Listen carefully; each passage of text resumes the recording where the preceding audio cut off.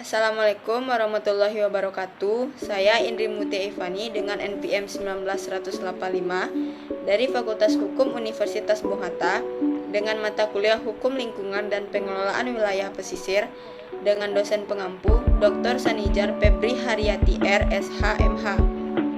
Baiklah, di sini saya akan membahas tentang pelanggaran yang dilakukan PT Marimas terhadap ketentuan dalam Undang-Undang Nomor 32 Tahun 2009 tentang perlindungan dan pengelolaan lingkungan hidup.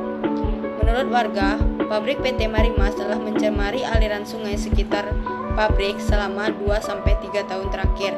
Pencemaran semakin parah karena saluran pembuangan limbah jebol, yang mana mengakibatkan bau menyengat yang berasal dari pembuangan limbah tersebut. Selain mencemari lingkungan, kini warga kesusahan untuk mendapatkan air bersih karena air limbah telah bercampur dengan air sumur.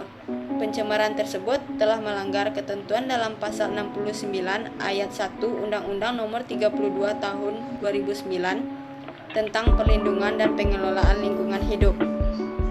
Dapat disimpulkan bahwa pabrik PT Marimas telah melanggar beberapa ketentuan dalam Pasal 69 Undang-Undang Nomor 32 Tahun 2009. Maka pihak dari pabrik PT Marimas harus melakukan penanggulangan dan pemulihan terhadap lingkungan yang sudah tercemar oleh pabrik tersebut. Sebagaimana yang diatur dalam Pasal 53 Undang-Undang Nomor 32 Tahun 2019, setiap orang yang melakukan pencemaran lingkungan hidup wajib melakukan penanggulangan lingkungan hidup yang dilakukan dengan 1. Pemberian informasi peringatan pencemaran dan kerusakan lingkungan terhadap masyarakat sekitar. 2. Pengisolasian pencemaran atau kerusakan lingkungan hidup. 3. Penghentian sumber pencemaran, kerusakan lingkungan hidup. 4. Cara lain yang sesuai dengan perkembangan ilmu pengetahuan dan teknologi. Selanjutnya, sanksi administrasi. Sarana administrasi dapat bersifat preventif yang bertujuan menegakkan peraturan perundang-undangan lingkungan. Penegakan hukum yang dapat diterapkan terhadap kegiatan yang menyangkut persyaratan perizinan, baku mutu lingkungan, rencana pengelolaan lingkungan, dan sebagainya. Sanksi administratif terutama mempunyai fungsi instrumental yaitu pengendalian perbuatan terlarang.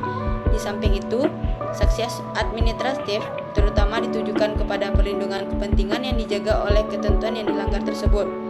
Beberapa jenis sarana penegakan hukum administrasi yaitu 1. Paksaan pemerintah atau tindakan paksa. 2. Uang paksa. 3. Penutupan tempat usaha. 4. Penghentian kegiatan mesin perusahaan.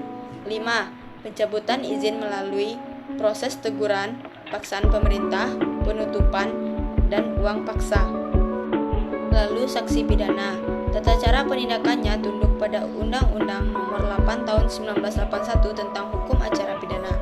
Peranan penyidikan sangat penting karena berfungsi mengumpulkan bahan dan alat bukti yang seringkali bersifat ilmiah.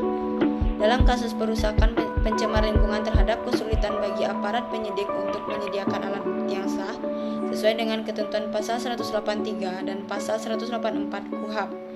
Selain itu, pembuktian unsur hubungan kausal merupakan kendala tersendiri mengingat terjadinya pencemaran seringkali secara kumulatif. Sehingga untuk membuktikan sumber pencemaran yang bersifat kimiawi sangat sulit. Penindakan atau pengenaan sanksi pidana adalah merupakan upaya terakhir setelah sanksi administratif dan perdata diterapkan. Baiklah, hanya itu yang dapat saya sampaikan. Saya akhiri dengan Assalamualaikum warahmatullahi wabarakatuh.